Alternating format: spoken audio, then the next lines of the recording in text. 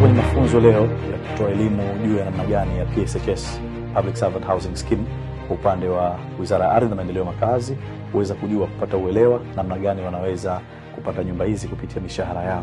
Huu ni mpango ambao umeandaliwa na serikali kupitia wizara na kupitia shirika la nyumba, na pia tumepata kujua miradi mbalimbali ambayo inatekelezwa na serikali kupitia shirika la nyumba katika maeneo mbalimbali. Kutoka hapa, kama tulivyosema, ziara yetu itaendelea, sio tu Wizara ya Ardhi, kwa sababu hii ndio wizara mama ambayo inashughulikia shirika la nyumba.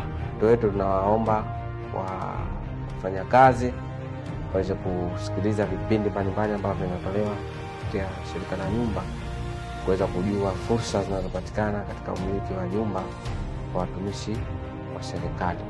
Na hii yote ni miongozo Mheshimiwa Rais wa Zanzibar na Mwenyekiti wa Baraza la Mapinduzi Dr. Hussein Ali Mwinyi katika kuwafikishia wananchi wote, na especially public servant, watumishi wa umma, nao waweze kufaidika hizi neema ambazo zinakuja kupitia awamu ya 8 ya serikali ya Mapinduzi ya Zanzibar.